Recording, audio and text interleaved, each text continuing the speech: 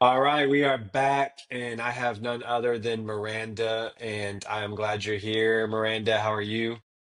I'm doing good. How about you? Doing good. It's good to have you here. So let's just get right into it. If you can kind of just share where you're from, a little bit about you, and maybe why running is important to you. Yeah, for sure. So I grew up or raised in Dallas and then grew up in Carrollton.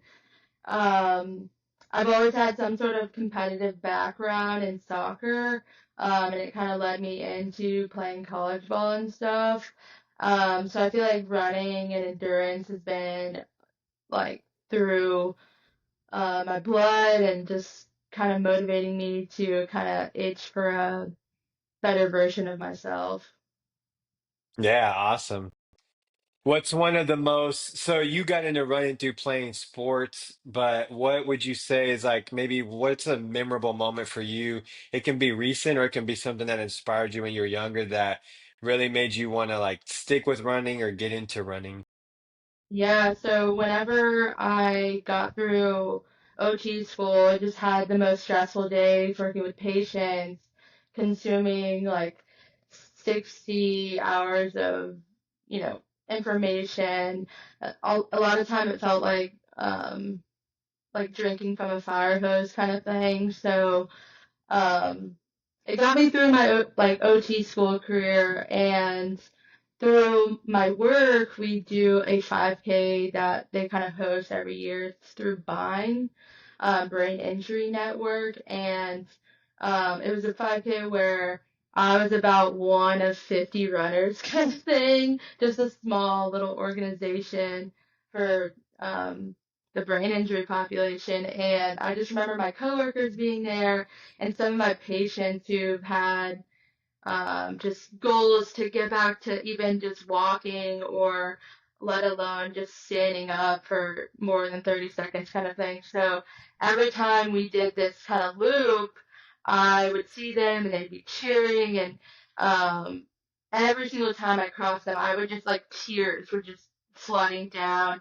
And that was kind of the moment I realized I was like, oh shoot, there's a purpose behind this, and it's not just like I'm running for myself. At that point, it felt like I was running for them and inspiring them to kind of do hard things and achieve their goals. So I'll always remember that run. I would have been weeping, like I'm Yeah, almost it crying ended, yeah. just picturing it.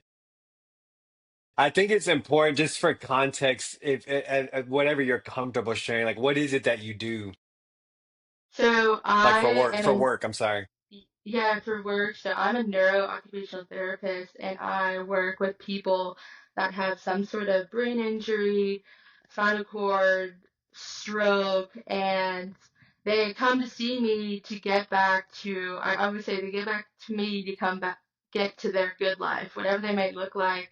So we kind of assess the moment from they wake up to the moment they go to sleep. So just any kind of activities or what we call occupations. So that could look like cooking or running or playing games again, speaking to your family again, being able to recall steps, and just every brain injury is different. So it's crazy to work with so many different people that um, have endured so much. They're so resilient.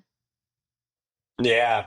Yeah, every time you and I talk, I'm always reminded of like the phrase we always share with each other, all of us as a group, that like running is a privilege, like movement is a privilege. Because some of the your patients and the stories, just even the few that you've been able to share with me, are always just a fresh reminder that man, like every time you get to step out and run or jog or walk, like it's a true blessing. So for Say Less projects this year. We knew each other last year, so you got to see from afar. You actually showed up when we took off, scared me when I was running down the road, driving next to me, screaming at me, which I just thought of recently. It's kind of cool that full circle. Now you're the one that's going to be running it, which we had no idea at that time. But why do you want to do it? Like, what made you say less when I asked you to be a part of the team this year? Right. I just remember being a part of the send-off crew and just tracking all the runners.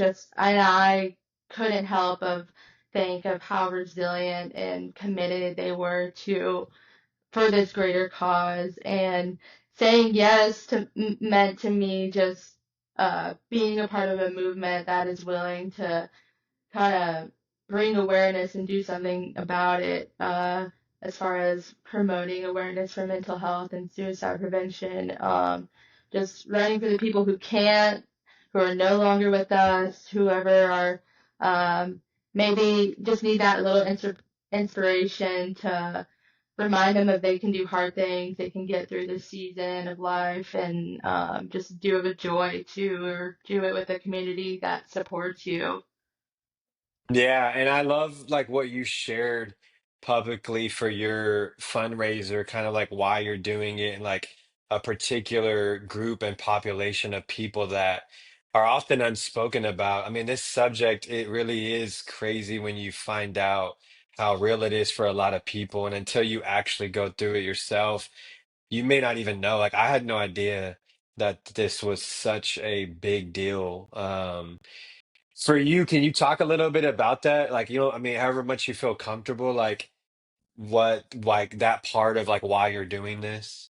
Yeah, so I am Native American and Mexican American, and specifically for the Native population, it's one of the highest suicide rates in all of cultures, kind of thing. And along with that is they're turning to um, different ways, different outlets to kind of just grieve and get through this pain or whatever experience they may be going through.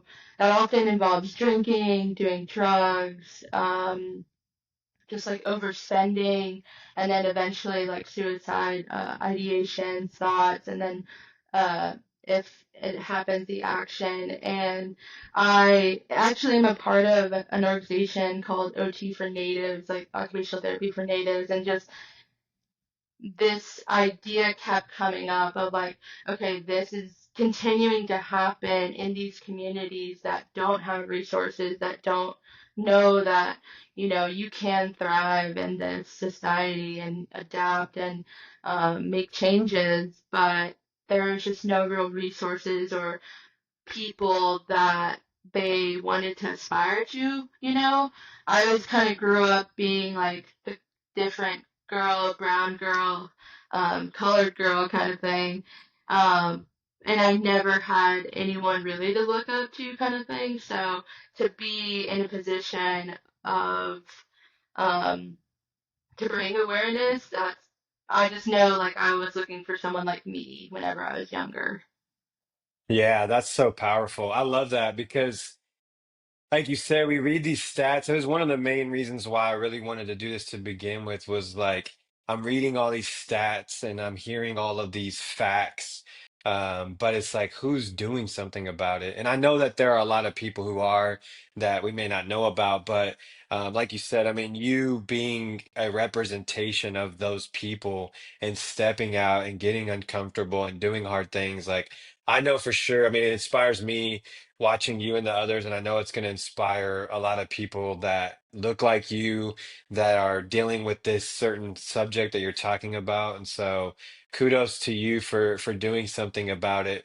For the relay, besides getting chased by dogs, which I know you're looking forward to, and dodging cars in the back roads of Texas, what are some things in all seriousness, what are you excited about? Like what are you looking forward to for the relay this year besides the obvious awareness part that we're doing? Right.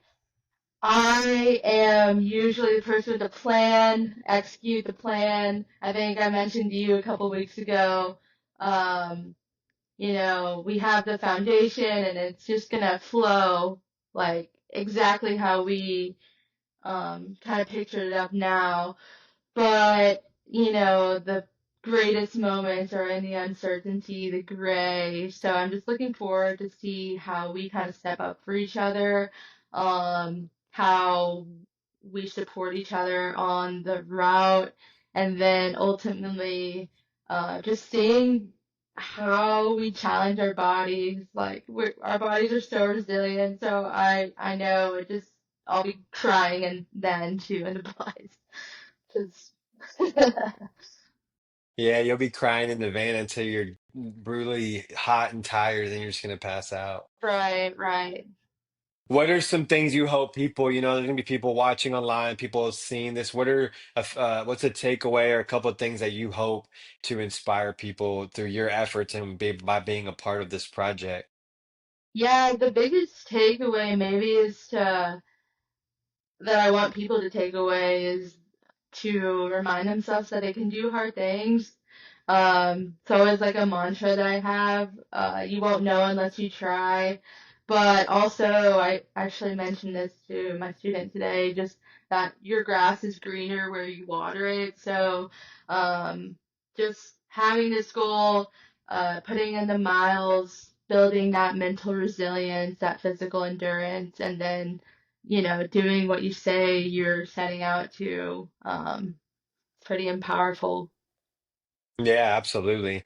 When we get done with this and y'all finish, are there any things that you've thought about, or as you're going through this process, are there any things that you want to do to continue to champion mental health, or have you seen other things that people are doing that have inspired you that you'd like to see more of?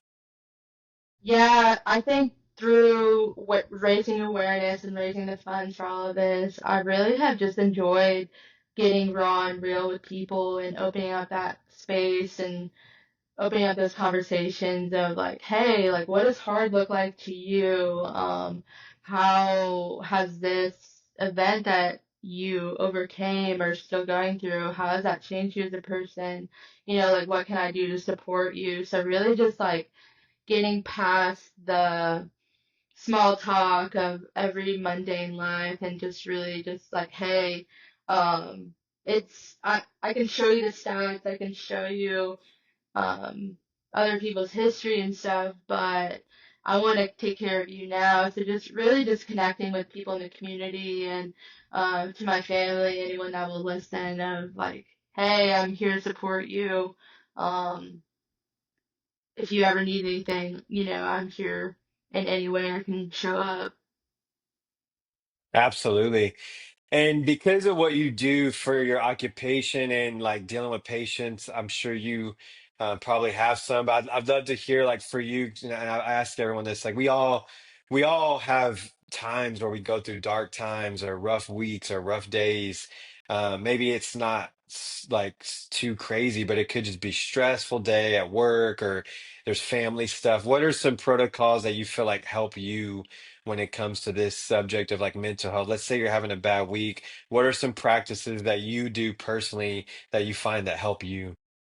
Yeah, the first thing I always say is just like, think about the things you can control. So my breath, I always start there.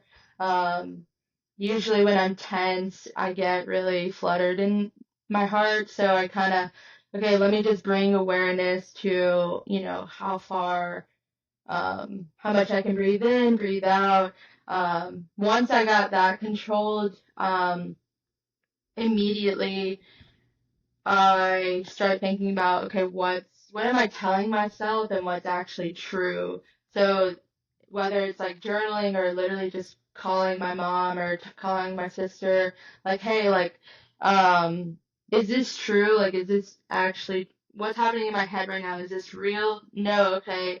Let me just recenter. And then lastly, I really enjoy like making these kind of elaborate playlists. So I have playlists for very specific moods, like driving in the car, like any kind of thing that I feel like I'm lacking. I kind of just turn to that playlist, maybe some gospel music, that kind of thing, and just dive into that beat, that intensity, that soul feeling.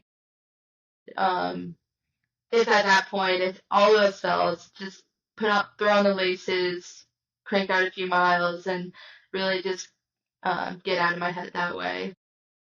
Yeah, that's awesome. Well, I want to just before I let you go, I just want to acknowledge you and thank you for saying less and being a part of this, and also just proud of you. I really feel like it's been cool to watch you become a leader in our community here in Dallas and in our running community and the running space. And I think that by you doing this, like you're gonna have such an impact on not only women but men, people in general. I think a lot of people are going to get a lot of inspiration from you. I love that.